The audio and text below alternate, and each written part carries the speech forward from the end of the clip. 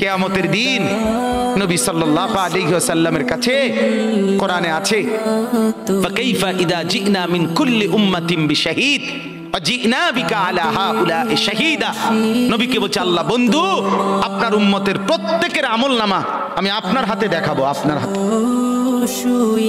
আপনার সামনে পেশ করব, আপনি দেখে কথা বলবেন আমার কাছে। সুপারিশ আপনি কইরেন, মানা নাই, কিন্তু আপনি দেখে করবেন। রাসূলুল্লাহ সাল্লাল্লাহু আলাইহি ওয়াসাল্লাম যদি হাসরের ময়দানে এরকম আমলনামা খুলে উল্টায় আর পৃষ্ঠার পর পৃষ্ঠা দেখে ফজর নাই, জোহর নাই, আসর নাই, মাগরিব নাই, ঈশা নাই, শনিবার রবিবার, মদ জুয়া, অবৈধ উপার্জন, গান বাদ্য, নাটক, সিনেমা, জিনা, ব্যভিচার, বেহায়া, বেপর্দা সব উল্টায়। আল্লাহর নবী সাল্লাল্লাহু আলাইহি সাল্লাম তখন বলবে, উম্মত কি এটা? উম্মত আমার 23 বছরের এত চোখের পানির কথা একবারও মনে হয় নাই, কি আনছো এটা আমারে?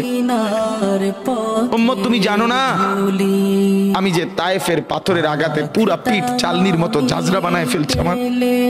শোনো নাই তুমি?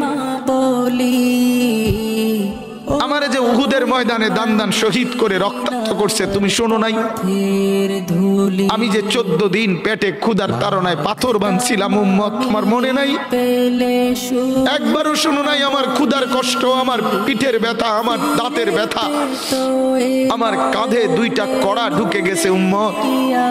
আমার ঘরে 3 মাস আল্লাহর নবীর স্ত্রী আয়েশা বলছে, আল্লাহর কসম উম্মত, নবীর স্ত্রী বলছে 3 মাস 3টা চাঁদ উঠছে ডুবছে, রাইনা হেলালান সুম্মা হেলালান সুম্মা হেলালান, 3 চাঁদ 3 মাসে নবীর 9 জন বিবির কারো ঘরে আম্মা জান আয়েশা বলে 1 ফোঁটা